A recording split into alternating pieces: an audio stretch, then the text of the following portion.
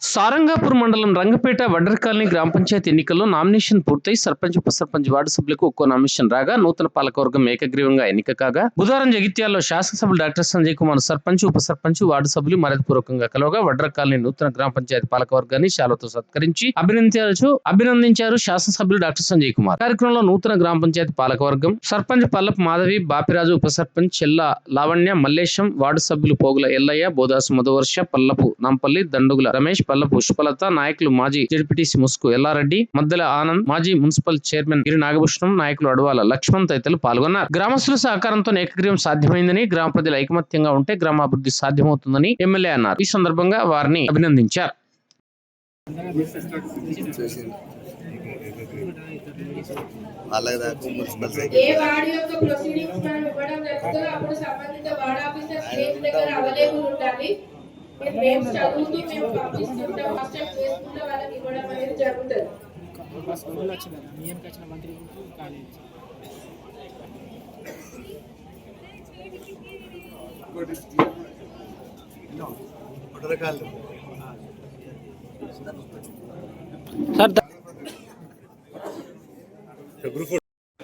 చూడండి ఒకసారి అన్న ఫోన్ ఒక్క నిమిషం సార్.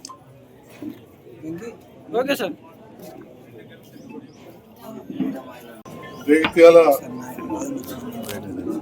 జగిత్యాల నియోజకవర్గం సారంగాపూర్ మండలానికి చెందిన రంగపేట మా ఉద్రాజుల కాలనీ నుండి గ్రామం నుంచి ఏకగ్రీవంగా పిఎస్సి చైర్మన్ బాపిరాజు గారి సతీమణి మాధవి సర్పంచ్గా గ్రామ ప్రజలందరూ కూడా ఎన్నుకోవడం చాలా సంతోషం.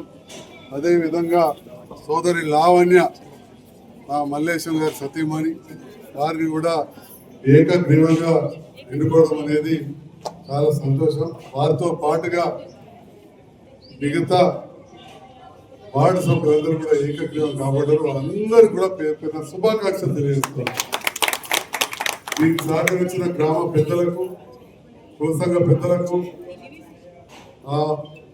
మండల నాయకులకు, రంగపేట మాజీ సర్పంచ్ ఆనంద్ గారికి, గ్రామ సీనియర్ నాయకుడు మిత్రుడు సురేష్ గారికి పేరు పేరు ధన్యవాదాలు తెలియజేస్తున్నాను. చాలా సంతోషం. మరి ఒక గ్రామం అభివృద్ధి చేయాలంటే అందరూ కూడా కలిసి ఉండాలి.